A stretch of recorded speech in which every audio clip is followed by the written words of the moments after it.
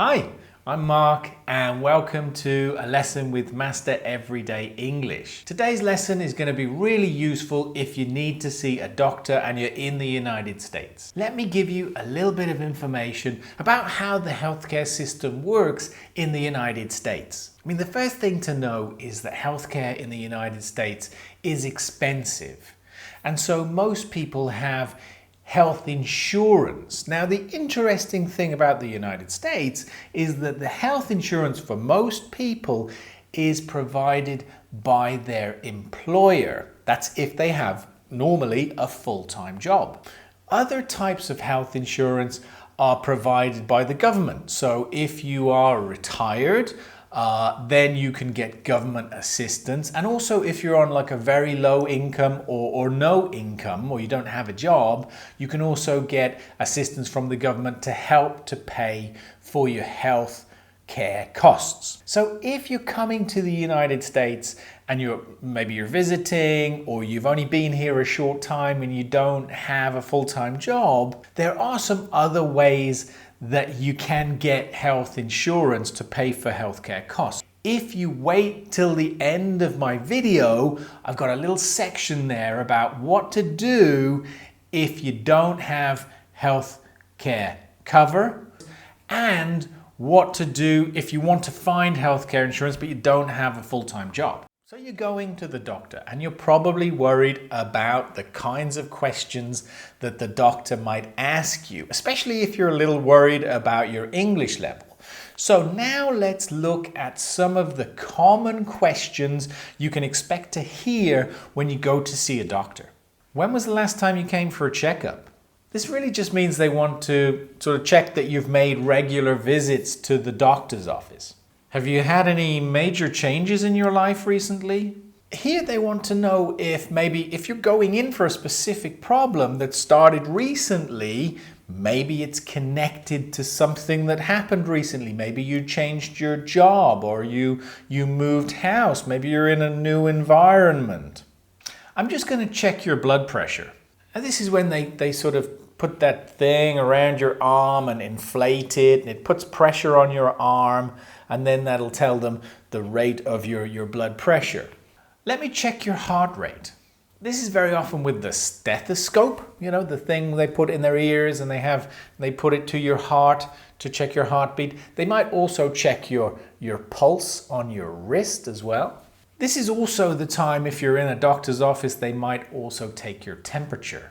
I'm going to press on your abdomen. Let me know if you feel any pain. Here they're checking your internal organs. So by pressing in certain areas, they can tell if maybe you have something wrong with one of your internal organs. Let me have a look at your hands. Have you noticed any new moles or any changes in skin color?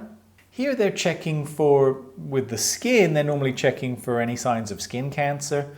And with your hands, oftentimes they're looking at your nails, because you can sort of tell if there are problems with your internal organs through the sort of state of your nails. Open wide, put your tongue out and say, ah. Obviously they want to look at your tongue, right, to see if your tongue looks okay. They may also look at these parts here, which are your tonsils, which very often can get swollen, which means they get very big, or inflamed, which means they get very red and painful. How long have you had these symptoms? Here they want to know for exactly how long have you been feeling unwell. Has it been, just a day, or has it been several weeks? Okay, Mr. or Mrs. Your name. It looks like you might have whatever the problem is. Well, here they know what is wrong with you, and they can probably do something about it. I'm going to write you a prescription once you finish with the doctor and you have your prescription. Normally when you go to the reception, they'll ask you where you want to collect your prescription. Normally they'll have something on file for you, your local pharmacy, but of course you can change it. You can pick up your prescription anywhere you like. Common places that people collect prescriptions from are places like Walgreens, CVS and Walmart. The nurse is going to come in We're going to take some blood work and we're going to get that sent off to the lab. It really depends where you go. Some clinics, they have nurses that will take the blood there on the site. But in other places, they will have you go to a different place, a lab, to get your blood work taken there. Blood work, of course, is when they take the blood and they're going to test it to see what possible problems you might have. I'm going to refer you to another doctor. You'll need to contact their office and make an appointment. Well, sometimes you have a problem and your local doctor, your family doctor can't find a solution for you. So they're going to send you to a specialist. And that means normally they will have a specialist they work with, but you have to go and make your appointment with them directly. Now let's listen to a conversation at a doctor's office. Listen carefully for some of those questions, phrases, and words that we looked at in the previous section. Hi Mark, how are you feeling today? Yeah, not so good. I've been feeling very tired recently. I keep getting a lot of headaches. Oh, I'm sorry to hear that. When did the symptoms start? Yeah, the headaches started a few weeks ago. Okay, let's check you over. When was the last time you were here for a checkup? I think about 6 months ago. And no problems since then? No, nothing before a few weeks ago. Okay, well, let's start with blood pressure. Could you put your arm out for me, please? Sure. Okay, so your blood pressure is a little high, but nothing to worry about. All right, so go ahead and open your shirt for me. I'll check your heart rate. Okay. Okay, your heart rate seems fine. Your breathing's good. Let me check your abdomen. I'm going to press here. Let me know if you feel any pain. All right, that's all good. Have you had any changes in your life circumstances recently? Have you been sleeping okay? Anything else going on? No changes recently, but I haven't been sleeping all that well. Okay. Put your hands out for me. Have you noticed any new moles or any changes in skin color? No, nothing. Okay, that looks all good. Could you open your mouth for me and say ah? Ah. Okay, that looks good. Yeah, I think the best thing we can do is get some blood work done, and then once that comes in, we can go from there. Okay, when can I expect the results?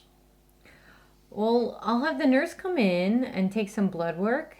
We'll send it up to the lab. As soon as the results come, someone from the front desk will contact you. It may be that we need to refer you to a specialist if we notice anything abnormal or irregular. In the meantime, I'll write you a prescription for something to help with the headaches. Okay, thank you, doctor.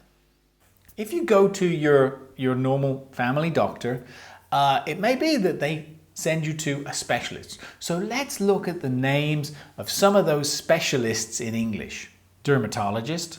This is for any problems that you might have with your skin. Cardiologist. Any problems you have with your heart. Endocrinologist. Any problems you have with your hormones or your metabolism. Immunologist. Anything that affects your immune system. Neurologist. Any problems with your brain? Oncologist. Anything connected to cancer? Gynecologist. This is a woman's doctor, especially when it comes to pregnancy and childbirth. Ophthalmologist. This is anything to do with your eyes. Psychiatrist. This is anything to do with your emotional state or your mental health. There's a lot of names there, so let's just do a little quick quiz to try and remember some of those doctors and what they do. I'm going to give you the name of the health problem, and I want you to try and remember what was the name of the specialist. Heart problems. It's a cardiologist. Anything with your brain. It's a neurologist. Anything connected to cancer. It's an oncologist. If you're dealing with depression or anxiety, that's a psychiatrist. Now let me answer just a few quick questions that you're probably gonna have if you're in the United States and for whatever reason you don't have health insurance. The first question, how can you see a doctor or go to a hospital if you don't have any health insurance? Well, you can pay. I mean, you can go to a doctor and you can pay, but of course it's gonna be very expensive. But some other options are, you could go to a community clinic. Now you'll find these in all towns and cities have community clinics. You might have to look on the internet to try and find one. But most of the time, these clinics are free of charge. They're basically providing healthcare to the local community. You could sign up for telemedicine. This is a big thing since the pandemic, is either speaking to a doctor over the telephone or through a video chat. And again, if you do just a search on the internet, you'll find like a whole list of different sort of telemedicine companies. You know, TeleDoc is a very famous one. If you're living in the United States and you've been here for a while, you might be able to apply for Medicaid. Medicaid is a government assistance program. And it's normally provided to people who are on like a very low income, or maybe they have some disability. But that's another option. You could also go to a walk-in clinic. So these are a little different from, you know, your standard doctor's clinic. Normally because they'll take really anybody, they'll walk in. The idea being you can just walk in. You don't need an appointment. You don't need to register with them. But you will pay for this service. The next question you might have is, okay, you don't have a full-time job, but you want to get health insurance. What do you do?